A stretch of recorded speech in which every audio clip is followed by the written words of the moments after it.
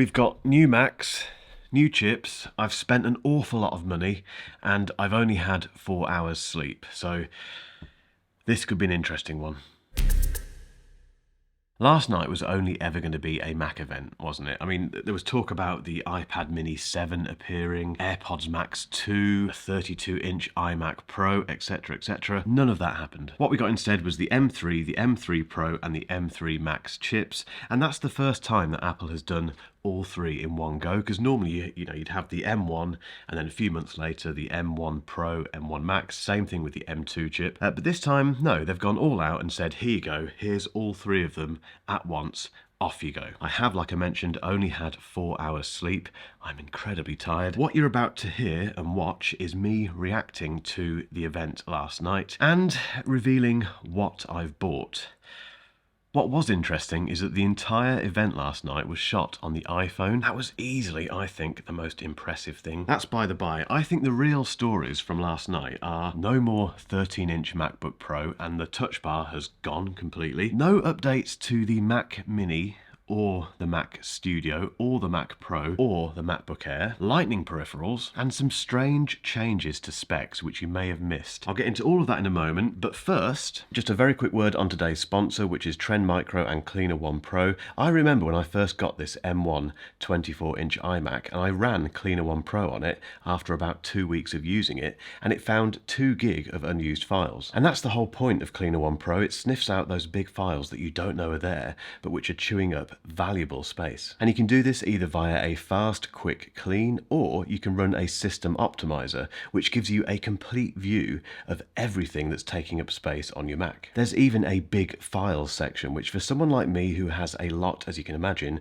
of video files on his Mac, it's just an absolute game changer because it shows you just the big files on your SSD. But one of the best things in Cleaner One Pro that I always talk about because it's so useful is the duplicate photos feature. This is when you can sniff out those 3 or 4 identical photos of your dog and delete the ones that you don't need. But there's so much more to Cleaner One Pro, including a disk map that lets you easily see what's in specific folders. There's also a startup manager that's better than the startup manager in macOS. And on that note, you can also properly remove apps on macOS, which you can't do, ironically, with macOS. There's also a duplicate files feature and a file shredder if you want to completely get rid of something. There's also a great little toolbar at the top that gives you CPU performance, memory and network usage, and the ability to run a quick scan. Cleaner One Pro is one of those apps that goes immediately onto any Mac that I buy, so if you're interested, click that link below.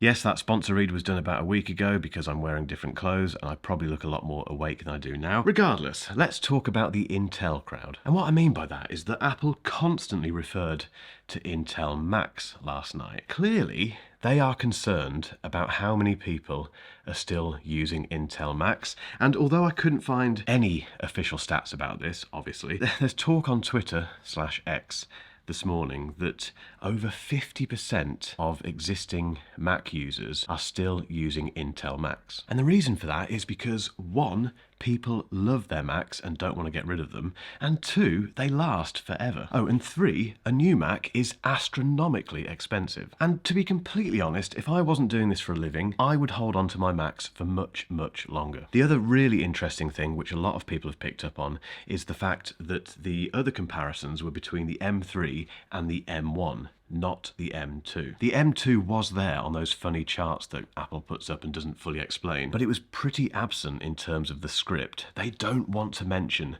the M2 chip. And if you've spent a lot of money on an M2 Pro or an M2 Max MacBook Pro this year, maybe last week for instance, or even back in January, I can understand why you're feeling a little bit annoyed this morning. But this M3 chip is a massive leap forward, so it's the 3nm version of Apple Silicon, which they've been wanting to do for a long time. For instance, the 14-inch M3 MacBook Pro is 2.5 times quicker than my maxed out M1 Max 16-inch MacBook Pro, which is just, well, that shows you the leap we've had here. And I won't lie, I have no idea what they were talking about with most of the specs, but from my perspective, as always, I'm looking at this as a normal user. How much faster are these things going to be in real life? And there's 2 things I'll be looking at. So the first thing is the MacBook Pro. The second thing is the new 24-inch iMac. Now, Now, this isn't it, obviously. This is the M1 version, but this is over 900 days old, and we now have an M3 24-inch iMac. So just like this, I've ordered the base level M3 iMac, and next month I will compare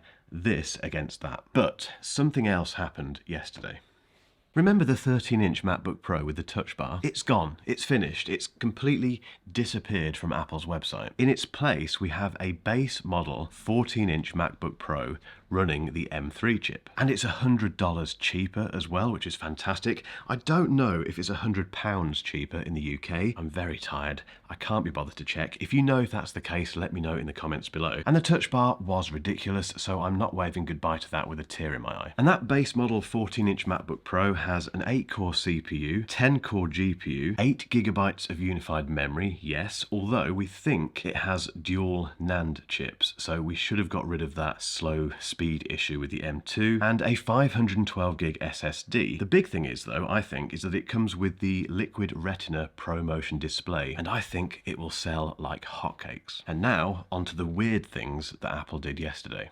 Now, it wouldn't be an Apple event without some weird choices on behalf of Tim & Co, and the Scary Fast event last night was no different. So the first thing is something you may have missed. That was that the M3 Pro has a 14-core GPU compared to the 16-core GPU on the M2 Pro. That's for the base model chip. Weird. And equally, the upgraded M3 Pro has an 18-core GPU compared to the 19-core GPU on the M2 Pro. The really weird stuff, though, there's two things which we have to talk about. The first thing is that although we have new MacBook Pros and we have that new 24-inch iMac finally, the Mac Mini, the Mac Studio, the Mac Pro, and the MacBook Air are all still on the M2. They weren't given the M3 chip yesterday, which means if you're thinking about buying one of those machines, well, it's tricky, isn't it? Because when on earth are they going to be updated with the M3? Is it going to happen via a press release next week, tomorrow, today? Who knows? Or is there going to be another event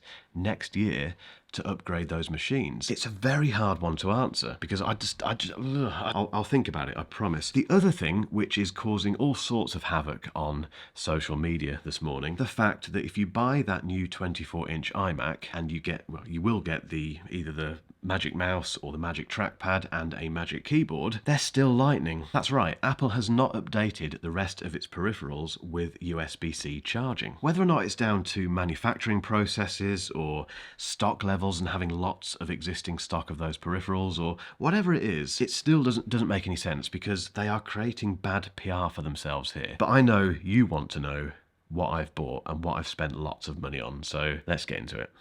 Okay, so for quite a while now, I've been saying that the M1 Max 16-inch MacBook Pro that I've been using as my main production machine for the last, well, since October 2021, is too big. What I have done is I've put my money where my mouth is, literally, and I'm replacing this with a spec'd up M3 Max 14-inch MacBook Pro. And in terms of the spec I've gone for, it is the maxed out M3 Max, which means it has a 16-core CPU, a 40-core GPU, 48 gigabytes of unified memory, a 2TB SSD, and yes, I've gone for the space black version. The big question is, will it be as smudgy as the Midnight MacBook Air? I'll find out. But that little lot set me back £4,199. Now, I have no idea if these M3 MacBook Pros are more expensive, but as you start reaching into those upper echelons of the spec options, they do feel more expensive. Now, the one thing that I do regret, I think, is the 48 gigabytes of unified memory, because for another 200 quid, and at this point, it's just monopoly money, isn't it? I could have gone up to 64 gig, but